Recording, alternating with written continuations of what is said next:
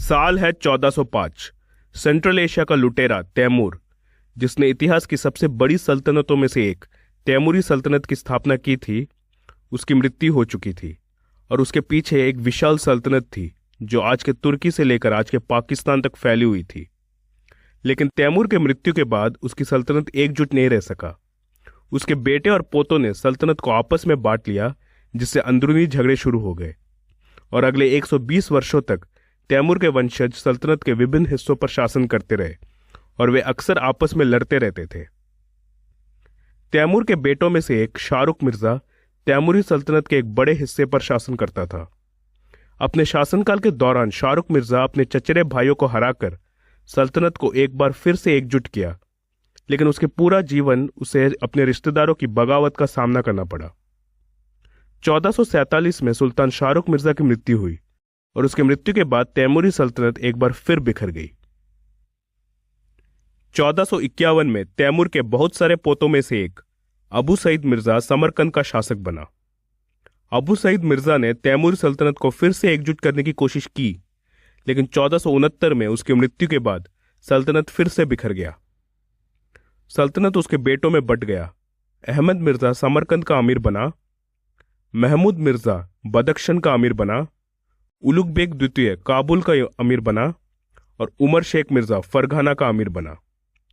ये भाई कभी भी आपस में शांति से नहीं रहे और लगातार एक दूसरे से लड़ते रहते थे।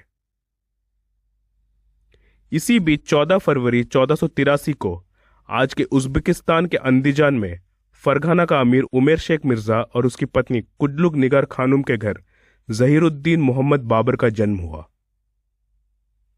1494 में उमर शेख मिर्जा की एक हादसे में मृत्यु हो जाती है। उस समय बाबर केवल 11 साल का था और अब वो फरगाना का अमीर बन गया। लेकिन तुरंत ही उसके चाचाओं ने उसके खिलाफ बगावत कर दी और बाबर को सिंहासन से हटाने की कोशिश की, लेकिन बाबर छोटी उम्र के होने के बावजूद उनको हराने में सक्षम रहा और अपने सिंहासन को बचाए रखा। इसी समय बाबर के जीवन का एक मजबूत दुश्मन का उदय हुआ, मोहम्मद शैबानी खान। शैबानी खान उज़्बेक जनजातियों से संबंधित थे जो आज के उज़्बेकिस्तान और कजाकिस्तान के हिस्सों में रहते थे।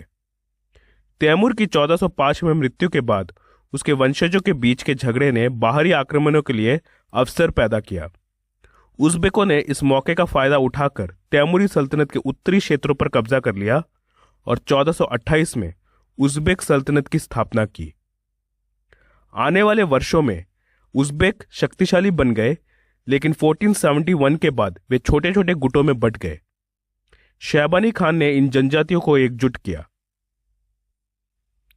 1497 में 14 साल की उम्र में बाबर ने समरकंद पर कब्जा कर लिया, लेकिन उसकी यह जीत ज्यादा समय तक टिक नहीं सकी। शैबानी खान ने समरकंद पर घेराबंदी कर दी और समरकंद में जाने वाली राशन और खाने की सप्लाई को रोक दिया।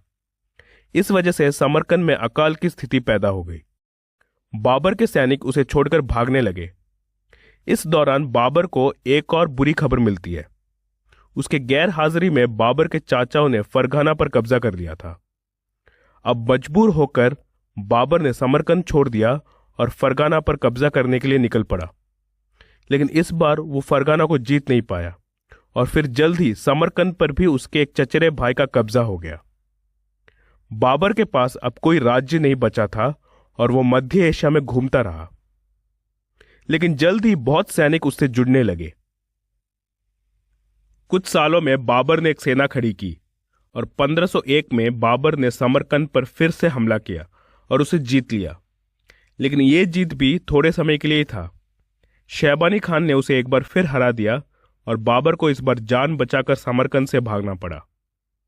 बाबर बुरी तरह निराश हो गया और उसने अपना राज्य वापस लेने का विचार भी छोड़ दिया, लेकिन उसकी मां कुडलुग निगार खानुम ने उसे फिर से लड़ने के लिए प्रेरित किया और 1504 में बाबर को मौका काबुल में मिला। उसके चाचा उलुग बेग द्वितीय की मृत्यु के बाद काबुल पर अरगुन सल्तनत ने कब्जा कर लिया था और अब बाबर ने अक्टूबर 1504 में काबुल पर हमला कर दिया। उसने अरगुन सेना को हरा दिया और उसने खुद को काबुल का अमीर घोषित कर दिया। इसी बीच शैबानी खान ने हेरात पर कब्जा कर लिया। अब तैमूर के वंशजों में से सिर्फ बाबर बचा था। बाबर को अभी डर लगने लगा कि शैबानी खान अब उसकी तरफ आएगा, लेकिन इस बार बाबर के साथ उसका नसीब था। शैबानी खान की कुछ समय से सफाविद सल्तनत के साथ लड़ाई चल रही थी और 1510 में मर्व की लड़ाई में शैबानी खान की मृत्यु हो जाती है। शैबानी खान की मृत्यु से अब बाबर को काफी राहत मिली। हालांकि उज़्बेक खतरा पूरी तरह समाप्त नहीं हुआ। बाबर जानता था कि उज़्बेक काबुल पर हमला करेंगे और मध्य एशिया में उसकी स्थिति बहुत कमजोर थी। तो बाबर अब नई जगह ढूंढने लगा और उसने हिंदुस्तान की ओर अपनी नजर गड़ा दी। बाबर ने हिंदुस्तान की संपत्ति और कमजोर हो चुकी दिल्ली सल्तनत के बारे में बहुत कुछ सुना था। दिल्ली का सुल्तान इब्राहिम लोदी एक कमजोर सुल्तान था और उसके कई गवर्नर उसके शासन को पसंद नहीं करते थे। हालांकि बाबर शुरू में हिंदुस्तान पर आक्रमण करने में संकोच कर रहा था, क्योंकि वह शक्तिशाली राजपूत शासक थे, विशेषकर मेवाड़ के राणा सांगा मौजूद थे। राणा सांगा ने कई लड़ाइयों में दिल्ली सल्तनत को हराया था और वे उत्तरी हिंदुस्तान में एक प्रमुख शक्ति थे। बाबर का संकोच तब कम हुआ जब उसे पंजाब के गवर्नर दौलत खान लोडी का समर्थन मिला, जिसने बाबर को इब्राहिम लोडी को हराने के लिए आमंत्रित किया। 1513 में बाबर को एक महत्वपूर्ण बढ़ावा मिला जब ऑटोमन सुल्तान सलीम ने अपने तोपखाने के कमांडर उस्ताद अली कुली और मुस्तफा रूमी को काबुल भेजा। इन्होंने बाबर को तोप और बंदूकें दिखाई जो उस समय उत्तरी हिंदुस्तान में कभी इस्तेमाल नहीं हुई थी। उनकी मदद से बाबर ने अपनी सेना में एक तोपखाने रेजिमेंट को विकसित किया। 1524 में बाबर दिल्ली की ओर बढ़ने लगा। बाबर की खबर सुनते ही इब्राहिम लोदी ने उसका सामना करने के लिए एक विशाल सेना इकट्ठी की और 21 अप्रैल 1526 को दोनों सेनाओं की पानीपत में मुलाकात हुई। बाबर की सेना में, जिसकी ताकत लगभग 12,000 सैनिक थी, इब्राहिम लोदी की सेना से काफी छोटी थी, जिसमें 50,000 से 70,000 सैनिक थे और 1,000 युद्ध हाथी थे। लेकिन बाबर के पास 20 तोपें थी और कई बंदूकधारी सैनिक भी थे। ऐसे हथियार कभी भी दिल्ली सल्तनत की सेना ने नहीं देखे। इब्राहिम लोदी जानते थे उसकी सेना लगभग 5 गुना बड़ी है, तो उसने अपनी पूरी सेना को तुरंत हमला करने का आदेश दे दिया और उसके हाथी अब बाबर के सेना के पास पहुंचने ही वाले थे।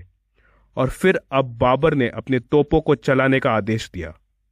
बाबर की तोपों की गड़गड़ाहट की आवाज से हाथियों को बहुत डरा दिया, जिससे वे अपने ही सैनिकों को कुचलने लगे और दिल्ली की सेना में अफरा तफरी फैल गई।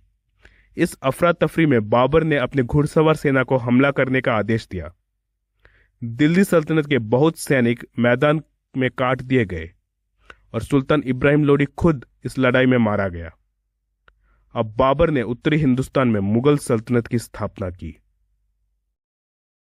पानीपत की पहली लड़ाई के बाद बाबर को मेवाड़ के राणा सांगा से चुनौती मिली। पानीपत के लड़ाई से महमूद लोदी, जो इब्राहिम लोदी के भाई थे, वो बच निकले और वो अब राणा सांगा से मिल गए। राणा सांगा ने राजपूताना के कई राजपूत राज्यों को एकजुट किया और एक बड़ी सेना खड़ी की। 16 मार्च 1527 को बाबर की सेना और राणा सांगा की सेना के बीच खानवा के पास लड़ाई हुई। बाबर की सेना लगभग 40,000 थी, जिसमें तोपें और घुड़सवार सेना थी, जबकि राणा सांगा की सेना में लगभग 80,000 सैनिक और बड़ी संख्या में युद्ध हाथी थे। बाबर ने अपनी सेना को रक्षात्मक ढंग से संगठित किया, जिसमें खाई और लकड़ी की बैरिकेड्स का उपयोग किया गया। बाबर के तोपों ने राजपूत घुड़सवार के हमलों को हरा दिया। युद्ध के दौरान राणा सांगा को एक तीर लगने से वो घायल हो गए और युद्ध क्षेत्र में बेहोश हो गए। उनको उठाकर सुरक्षित जगह ले जाया गया। युद्ध मैदान में उनके न होने से उनके सैनिकों के बीच अफरा तफरी मच गई और अंततः राजपूत सेना पीछे हट गई। बाबर की इस जीत ने राजपूत संघ की शक्ति को तोड़ दिया और उत्तरी हिंदुस्तान पर मुगल नियंत्रण को मजबूत कर दिया। खानवा की लड़ाई के बाद बाबर अब पूर्वी हिंदुस्तान की ओर ध्यान देने लगा, जहां बिहार के अफगान सरदारों ने मुगल शासन के खिलाफ संगठित हो रही थी। महमूद लोदी खानवा से भी अपनी जान बचाकर बच निकले और अब वो बंगाल भाग गए। उसने बंगाल के सुल्तान नुसरत शाह से मदद मांगी। अब बंगाल की सेना और बिहार की अफगान सेना साथ मिल गई और आगरा की ओर बढ़ने लगी।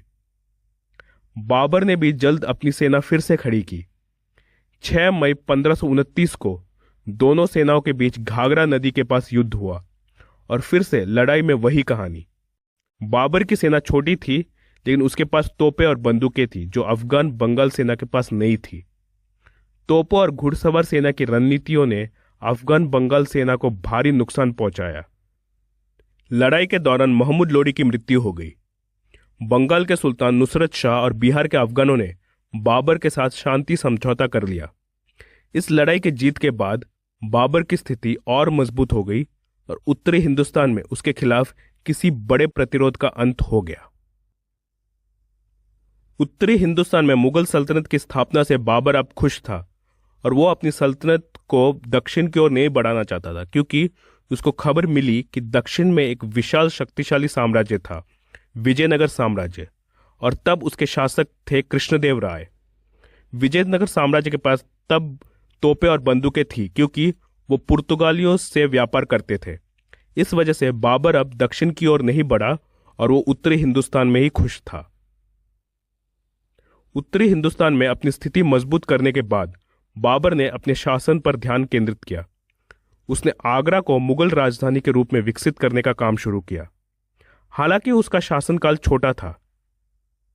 26 दिसंबर 1530 को आगरा में बाबर की मृत्यु हो गई। उसे पहले वही दफनाया गया, लेकिन बाद में उसकी इच्छा के अनुसार उसके अवशेष काबुल में दफनाए गए।